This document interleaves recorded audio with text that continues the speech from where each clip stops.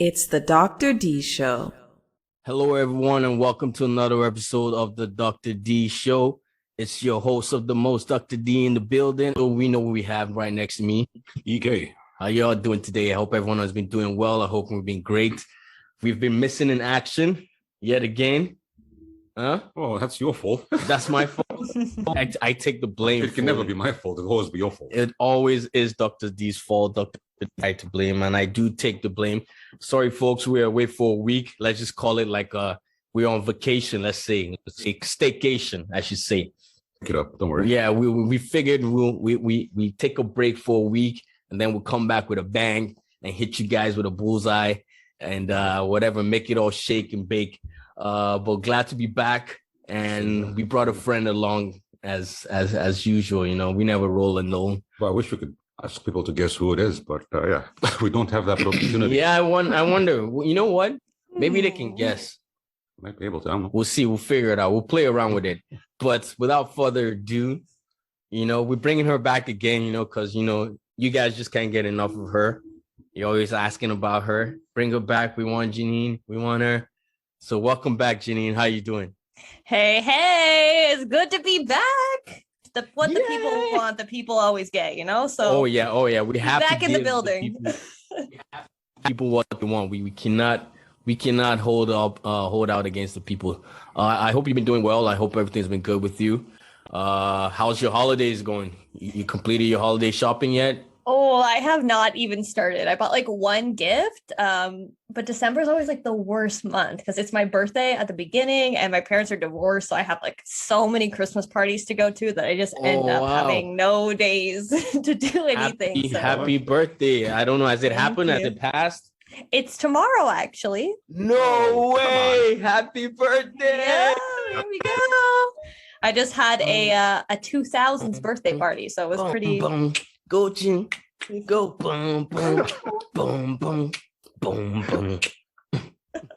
Go. Hey, it's Janine's birthday. Hey, happy birthday, Janine. That's awesome. Thank you. You like celebrating? Do you celebrate Christmas at all? I do celebrate Christmas. I mean, it's not my favorite holiday because I just feel like it's become too much about craziness, but I try to find some joy in there. So you get like two parties then? I get two parties. Do like one big one? No, I do one with my dad's side of the family and I do one with my mom's. I've got a question for you. Yeah, tell me. It's one question I like asking women. Okay. So how old are you? How old am I? Real classy, eh? Real classy guy here. Asking a lady how old. I'm turning 27 tomorrow. No way. Yeah. 27, the big. Oh, you're still young. The 27. That's like you're almost getting to the prime though, I guess. You're getting closer to that 3-0 mark. Once you hit that 3-0, there's no turning back. You always be exactly. Right now I'm just the late 30s. Midnight. I can barely make it now. I can barely party to midnight now.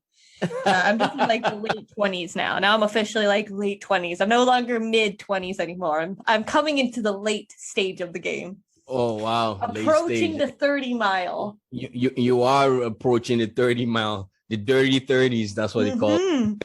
I don't know why people call it that because I feel like 30 is just so exciting. I remember watching that movie when I was a kid, like 13 going on 30, and I was like, wow, I can't wait to be 30. 30 seems great. Oh, 30, flirting and thriving. That's what it's gonna be me. Oh yeah, wait till you hit it. Don't worry about it. There's been a lot of hype about it. Everyone that hyped up 30 when they got to 30, they just shut up. They said nothing about that. We'll see. When my time will come. But Janine, thanks for joining today. We are going to be looking at some interesting stuff. I know it's got a little bit of a spot there for Mr. You Know Who, but leave me out of it. not gonna go into too much details, but today's talk, I was thinking about it, and EK was probably mad at me. He's like, okay, fine, you've asked me so much about it, let's just do it already. I'm like, let's just get the topic already. I'm like, hey, it's just a question that has been bugging my mind since the pandemic sort of like ended. When I say pandemic, I mean lockdown kind of ended. Is there have been so many or why are there so many reports of marriages or relationships falling apart as a result of the pandemic? Why do people break up? Why did it happen? I'll let you guys lead that one. What do you think? I just wanted to figure it out because I think I have a good idea of it, but I just don't. I want to hear from obviously the female's perspective, and I don't want to just generalize and be like, oh yeah, this is exactly what it is. But I have a strong feeling. I think I know what it is, and I just think that personally, women got tired of seeing the same fucker every night and realizing like, there's stuff about this guy that I'm starting to notice that I don't even like. Like he snores all the time. He farts in his sleep. He's always burping, picking his nose, little shit like that. And then you're like, he gets on my nerves. I can't really stand him. And vice versa. The guy's probably like, she's getting on my nerves. Like, but my question is, how is it that like people never really got on each other's nerves during their honeymoon stage and all that lovey-dovey, and it took a big for them to realize that they're not, the right ones for each other? Like, Those are great questions. I feel like it's two-parted though. I feel like when you're in like a honeymoon phase, you're already sort of a little bit more blinded to that person because you're just so overwhelmed. You're starting this new relationship. There's so much stuff that's exciting. You're getting to like know that person still.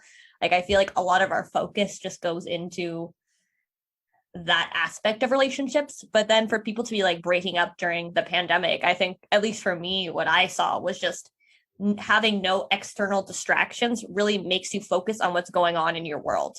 Like I think as a culture, we're very big on like, oh, I can just go out to dinner tonight, or I can just go out here. I can just go do that other thing. So I'm distracted. Right. Like I'm just naturally going to have my attention on other things. So, okay, yeah, sure. Maybe my partner is like bothering me today, but okay, I'm going out with my girls later. So I'm going to forget about that and just move on. Right. I'm not even going to bring up this issue or address it. It's not even going to come back right now because I'm going to take that time with the distraction. Now I'm at home and I'm constantly like being bombarded with this. I can't go anywhere.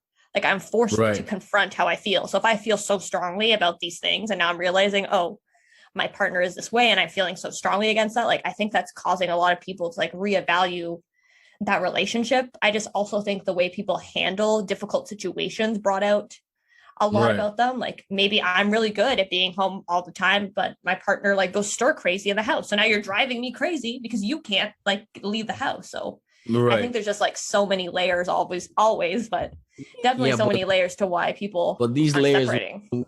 Aren't these layers something that, you should already know about the person? Like when you started dating or, when you started cohabiting, like you didn't have to take a lockdown for you to realize that, The thing is, what you have to understand too is you can have a partner for 60, 70, 80 years, but you never fully know them. There's some things that you will never, ever know. Yeah, you can never fully know them. Yeah. Definitely. So the pandemic, it just was an opportunity where it just fast-tracked things. Fast-tracked that transition to you discovering your partner in a confined space of time. Yeah. I agree. That's my thinking. Fast track, really? Yeah, because you're spending every minute together. Right. There's no other opportunity. Isn't that what the vows you took when you got married? And isn't that what you as in committed to when you decided to cohabit? Like, hey, we're going to deal with each other. Yes. And get along together. Well, you never have that idea that there will be a pandemic that will keep you in the same space for whatever time. See, I don't think it's the fact that you're necessarily in the same space for a long time. I think more about the fact that people have had issues that they never dealt with, and then now they're in this space for a confined period of time. They're forced to deal with those issues. It's a communication thing. We always boil back to the communication, where if things had been communicated way before, they could have been addressed, but without that communication, yeah. But I feel like it's a communication and an expectation thing, though. Expectation? Like we sort of create like a fantasy of like, oh, I think my partner's like this, or, I know this about my partner, so this must be true. And then it's sort of like you're confronted with reality when you're in a space where you can't avoid that. And you're like, actually, my partner's not like that. Or actually, what I thought I valued about them, I don't value about them. What I thought, was like, I feel like it's more, sometimes we get caught up in the fantasy. Like what you're saying about like taking vows, like that's all great and dandy to say, I'm going to be with you forever. I'm going to deal with all this stuff forever, but what am I actually dealing with forever? Do I know I'm going to deal with your snoring forever? I am going to deal with the fact that you're like that forever, because all this other stuff you have outweighs this negative, quote unquote negative stuff about you that I don't like. But I think people are just like, oh, forever sounds great, so whatever comes our way, I'll do it. Like it's fantasy to say that. Like that's not true. There's a limit. Everyone has limits, and I think people just realize that they had them. Like I think they were always existing, and now suddenly it's like, okay, oh, actually, that was a limit. Oh, actually, you're crossing that limit for me. Oh, actually, I can't deal with that every day. And now I can't deal with you. I don't know. I just think we as people, we're lazy, man. I think when it comes to like relationships, we're just lazy. Personally, that's my 2 cents. Like, yeah, we are saying all this stuff about, being confined in a space for a long time, having to deal with stuff that, you haven't dealt with. You're talking about, you can't deal with the person. You've had your threshold has been, surpassed. I just think that we don't want to just suck it up and say, yes, I fucked up. I picked this person. Now I got to like deal with it. It's almost like we want to like have our cake and have it. We want to have our level of emotions met. We want to have our standards met. At the same time, have that person, be okay with it and not have them like live their lives. We got to let each other be ourselves and just suck it up. I think that's how it is. No. It's almost like living in an apartment building. Like I personally don't whine and complain when my neighbors are making noise. I'll deal with it, because guess what? There's going to be a day that I'm going to fucking make noise. They're going to have to deal with it too. So that's kind of how I look at it. It's like you in that relationship, suck it up and I don't deal with it. I don't get the lazy part though. What yeah, you're lazy because there's no effort. You're not putting in the effort to be tolerant. There's no effort to reach out, to communicate. There's no effort to deal with each other. Yes, someone says something that might have offended me. There's no effort to say, okay, wait, let me not get upset. Let me maybe think about it and see maybe there's another way that they're trying to communicate this, or maybe ask some more questions to get clarification as to why they said what they like. There's no effort on our part. We just coasting in a relationship. Like, oh, we're in a relationship now. All right, everything's all dandy. It's gonna go the way I want it. And when it doesn't go the way I want it, oh, hands in the air. I'm checking out. Like, I'm out of here. That's what I think. I think we as people, we just got lazy with how our relationship. And I say that because if you look at like back in the days, like our parents and our grandparents, for example, they had way long lasting relationships.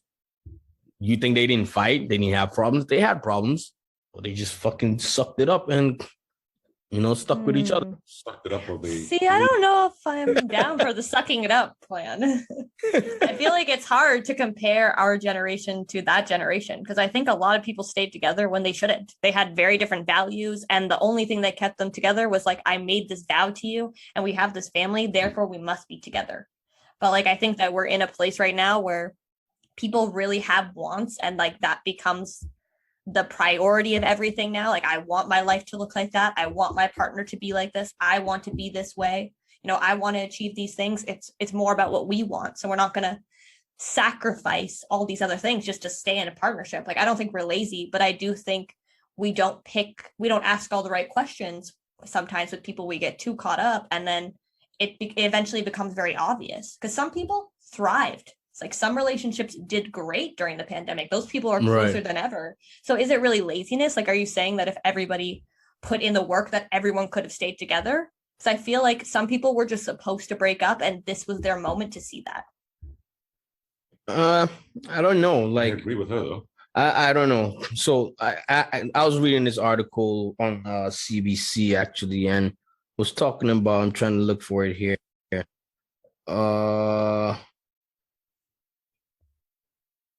Oh, yeah, check this out. So this lady, she has celebrated the 10th year anniversary in February of 2020. 4 months later, she's separated. Okay. And she's talking about how it was stressful being home. And when the kids went back to school, it was just the two of us, and there was nothing else to do except kind of stare at each other and go, okay, now what? So it's almost like it was just the two of them, and then there's no communication or nothing. And from what it sounds like, it's like, and then they realize they're not meant for each other. Like, how does that make any sense? How you have kids together, you know what I mean? Renew you celebrate your anniversary, and 4 months later, you're like, no, we're not for each other. Like, No. I don't get it, man. Really? That doesn't make sense to you? I can. You were stuck in your home together for a few months with each other. But that's the way it looks. But that's not. I don't think that that's what she's saying. Like, I think that's the way they're painting it. But I could also see a vision in which this lady and her husband spent all their energy building their family, building the fantasy of we'll have this family together. We're going to have this life with this family. Like, all your energy is focused on the future. And then suddenly now these kids, this family is gone. It's just us. Like, am I actually happy with you and me? Or was I always on the family? I was always on just having my family here and having this future with these kids, and that being my sole focus, or like my distraction almost. Right.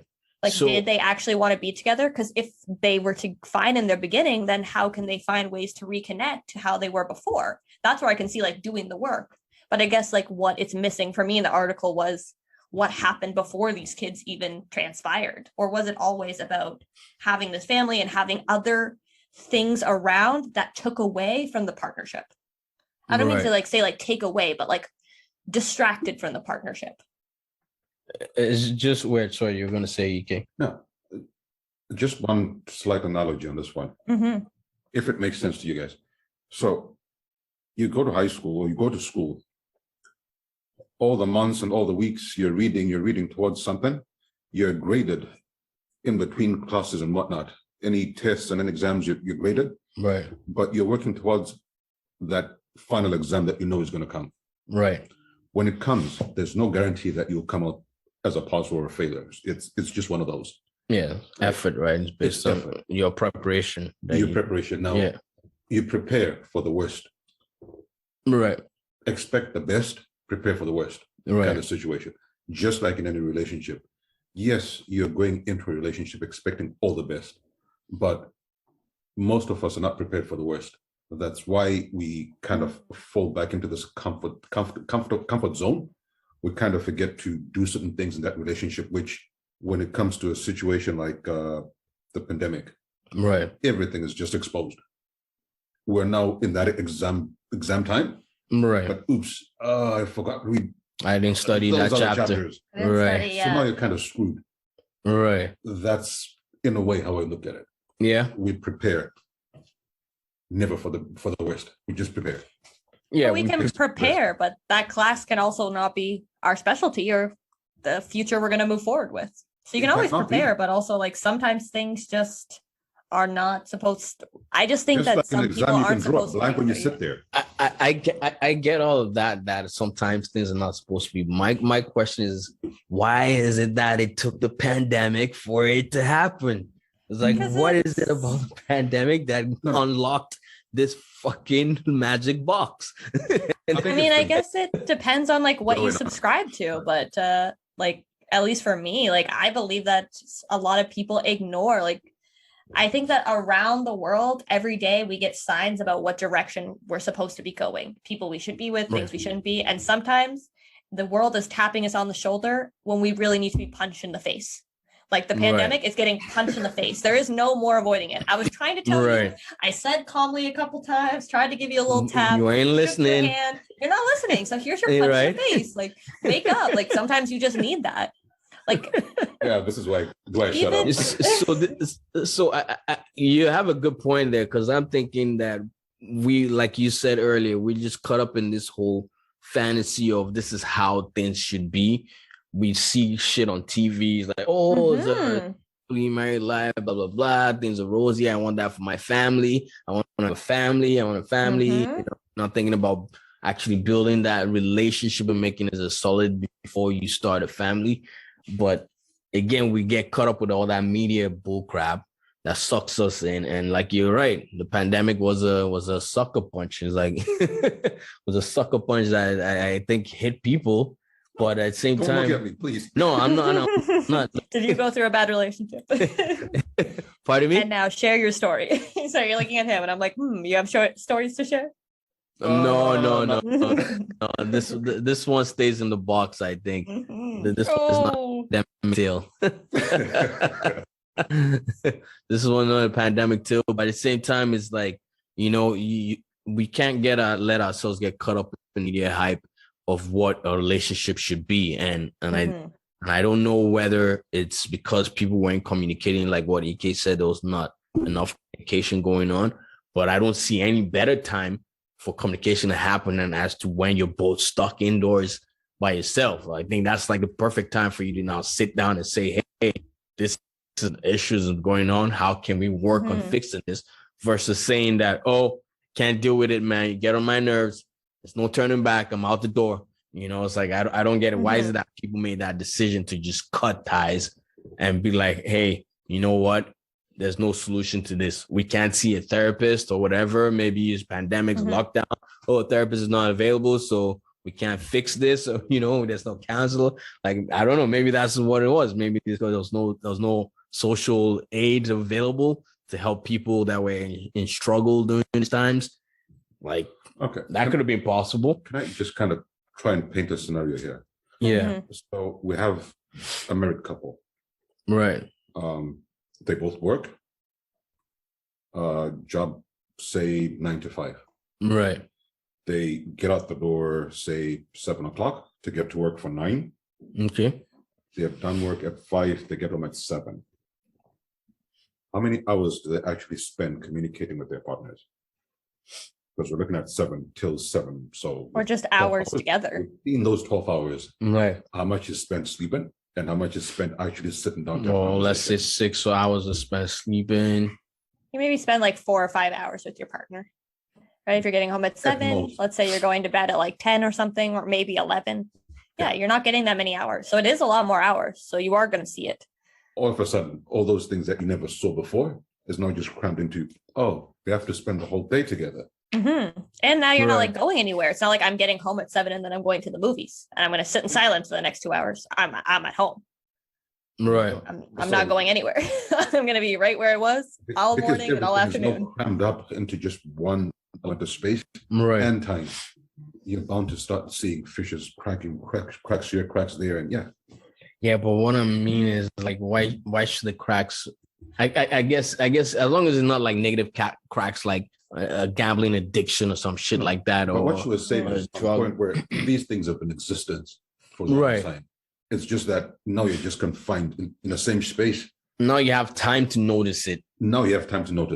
I hear what you're saying too. Like, why is it happening though? Because like, I think there's also, just as there were people who broke up, there were people who thrive. So what was the difference between those couples? Like, let's say both sets of couples have issues. It is how you deal with them.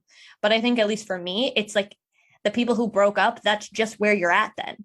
Like, if you're asking why you broke up with somebody, you got to ask why you didn't put the work in or why you didn't feel like it was important to put in the work. If there's all these options available to us and you chose the option to terminate your relationship, maybe that's just where you're at. Maybe you can't tolerate discomfort. Maybe you should do some work on yourself and try to tolerate those things, or whatever your reason is. Like, everyone's going to be very individualized, but unless this is like a very toxic relationship, in which case, let's just close that book and move on with our lives.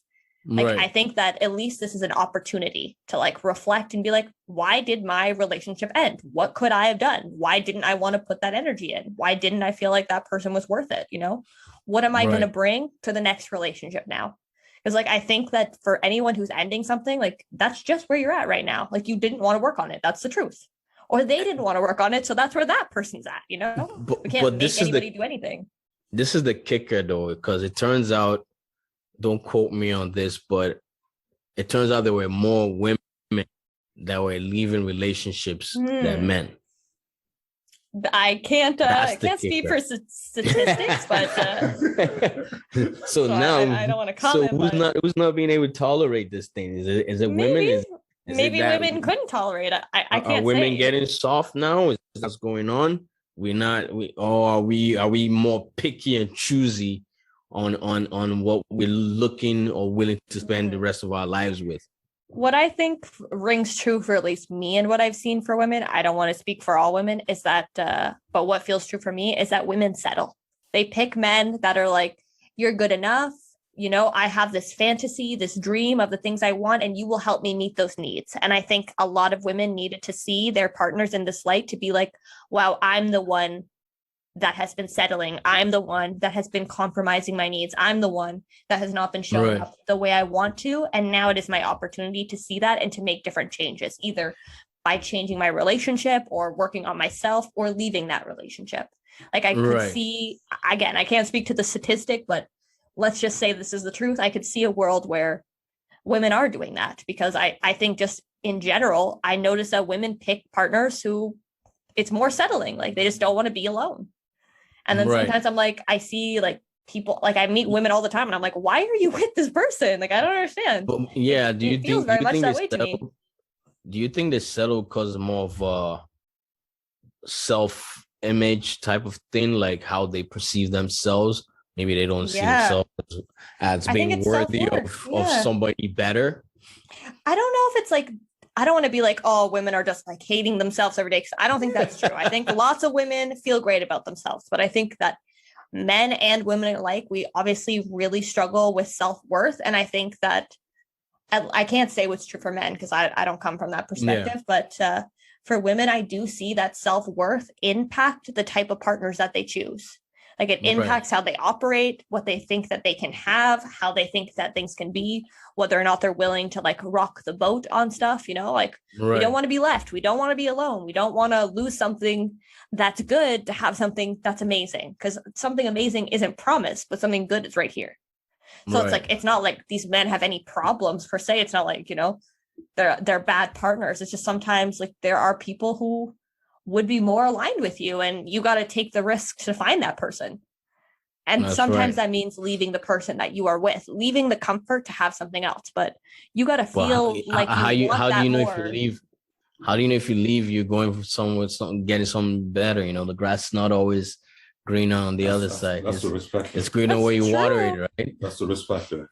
I mean, there's millions of people in the world, though, so there's got to be somebody else. You're not going to die alone forever. As long as you keep putting yourself out there, you're bound to find somebody. How about this? How about this twist? How about that's what happens, and you try and look until you can't find no one, and then you eventually settle. Maybe then I guess you should look at like what you're asking for. You took all this risk, and it's like, oh, I'm looking for the right person. Looking for the right person. You never found the right person. You dabbled, and then you started getting old, and time and age started catching you, and then you're like, oh, screw this. I ain't got time to be looking for Mr. Right or Prince Charming. I'll take this next bomb that comes my way. You know, no. But then, what I mean. How are you going to feel about the fact that you compromised that? And then you settle. But how are you going to feel about that? Is it better to be alone, or is it better to live your life always having to compromise what you really wanted? Like, I can't say what people should do. That's up to you. You're the one making the sacrifice, not me. But you're right, definitely. You want to settle? Then settle. Great. As long as you feel okay about the compromising you're making. If you don't, die alone, because you're going to be much happier. And if you settle, suck it up. That's what I say. You're making your choice. Yeah, there's a thing. You got to decide if it's worth it. You can't be like, oh, this is okay. So like really ask yourself. That's the thing. People in the moment are like, yeah, I can totally live forever this way. I can totally just give up this thing forever. And in the moment, maybe for a year, maybe for a few months, it's fine. But on the long term, like these things wear us down. Like imagine working a job every day you hate. For the first couple of weeks, it's not that bad. For the first months, it's okay. For the first year, you know, you're surviving. Oh, yeah. After 10 years, you're like dragging your heels to get there. You hate it so much, right? Like everything catches up to us. So until you walk in and shoot down the place. I'm just joking. I'm just joking. Just joking. I mean, sometimes it gets to severe places because we just do things that are just not in alignment with what we actually want and need. And we think that we can make that compromise forever, and we can't. So like ask good questions, make sure that's what you really want. Because if you don't, just don't do it. In the end, you're only hurting yourself. See, I think you said something that actually stick with me. ask the right questions. Ask questions. Mhm. I think we when it comes to dating, especially millennials and young folks, we like to think about, we're not asking the right questions. We're always dealing with the superficial crap. Like, oh, what do you do? Where do you live? Oh, how many siblings do you have? Blah, blah, blah. We're not asking, like, okay, do you want to have family? Okay, if you want to have a family, how many kids do you want to have? What are your plans for those kids? Or, okay, if you don't want to have kids, what do you want to do? You want to live in a house? You want to live in an apartment? Like concrete stuff. Oh, how do you plan on getting, raising the money for that? Like, are we doing this together? Like some serious type of like conversations that I find that we're not having. And then when things like a pandemic happens, we start to like panic and realize that, oh, we might be stuck in this bubble for forever and we don't want that. So we start looking for the needles to pop that bubble and so we can get out. Interesting that you mentioned is one about finance, Right. Discussing finance, because I find that to be a cornerstone of most breakups. Oh, it is. Yeah. Money is so tricky to talk about. Like, why is this so tricky though? What is so That's tricky a great about question. money? For me, I just feel so uncomfortable, like so awkward about it. Like I've always just been the type of person who wants to avoid looking at my own money, let alone to now I have to tell this other person where my financial status is at and like what my long-term goals are. Like, why is that? Is it because you're afraid of how bad you're managing your money? I mean, for a while I was pretty bad. Let's be honest. Let's be honest, okay, because we're telling the truth. There was a period where I was just very reckless and I'm getting myself together. Right. I asked that because I have some financial advisory background. And back then when I used to deal with clients, a lot of them would have the same response. Oh, no, I'm not. I'm okay. And you ask them why. Why are they okay? They can never really tell you why. And a couple of questions. And I'll just be like real with them. I'm like, hey, I'll be honest with you. Before I started this stuff, like I was shit with managing my money. I figured that's the same situation with you and blah, blah. And most people, they tend to like try to open up or they straight up still deny it. But at the same time, I agree with you. I think it's just because we all know that we've had some moments of splurging that we're not too proud of, or we acquired some debt and we don't want to let people know how much debt we're carrying. Because again, but it is very important to have that conversation, because once you carry that debt and you get into a relationship with somebody, especially if it's like a marriage or a common law union, tend to be, essentially that other person now is carrying your debt with you. Yeah, they're responsible for it. That's the thing.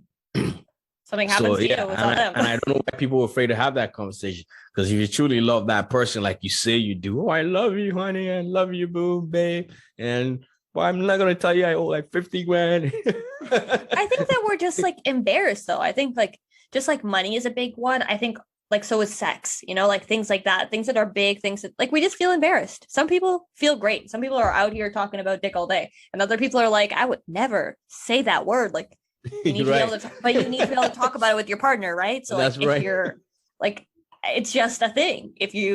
We just feel uncomfortable. Things that make us feel uncomfortable, we do not want to talk about. It's very human of us. But everybody loves money. So how can you be We love money, but if we don't have money, we don't want to talk about the fact that we're broke. No one wants to be like, hey, I'm broke. And so you want to join counts with me? Like in some cases, if you've got a stash somewhere that's hidden away, you don't want to talk about it too.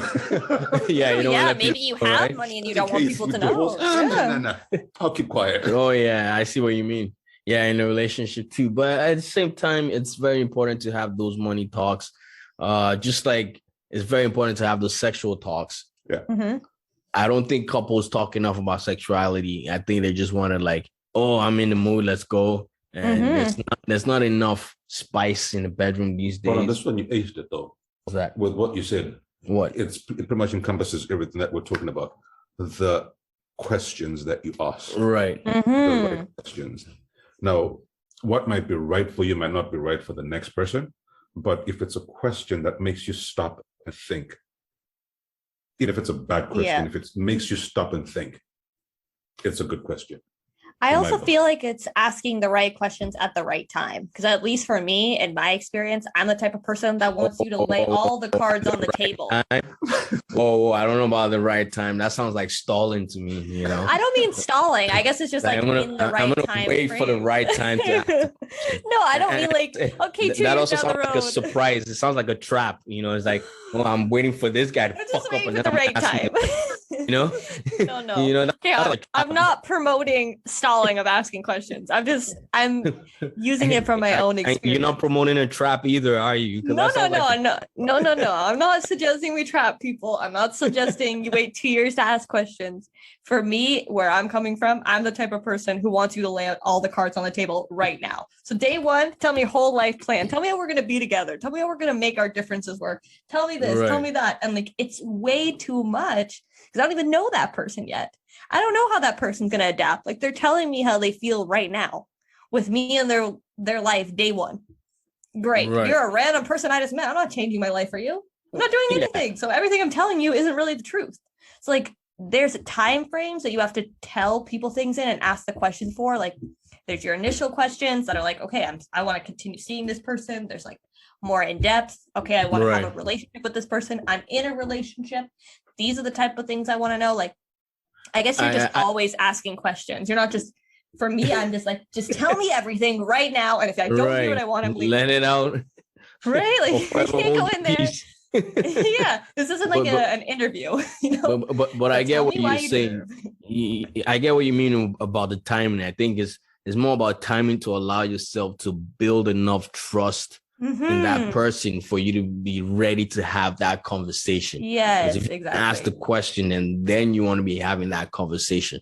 So you want to feel that you're confident enough with this person, that I trust this person enough to have this conversation. They're not gonna like, you know, run and tell everybody or whatever it is. Yeah. So it's like, you know, you want to feel that level of comfort, and I think that would take time. So yeah, makes sense. But just also be mindful of how much time it takes you, because you don't want to be asking questions 2 years down the road, because then you're just putting yourself in a sticky situation. Oh, by the way, have you ever been married? Yeah, I'm still married. Still married right now. Yeah, that's like a early on question, I think. Like, let's put that in the beginning question. Like, yeah, I'm still married. Yeah. Working through it. Yeah, about that. You know? Yeah, definitely. But Janine, that's amazing. Great conversations. Much appreciated. Any plans for the holiday? Just like I said, trying to manage all of my Christmas parties and all the stuff I got going on. Now that my birthday party has passed, I've got a lot more time and energy to focus on so seeing everybody. Question for you, because you like you said your birthday is at the end of the year. Do you have to buy people gifts too also? Of course. So I would having my birthday in December. So you would still buy people gifts and then get a birthday and Christmas gift.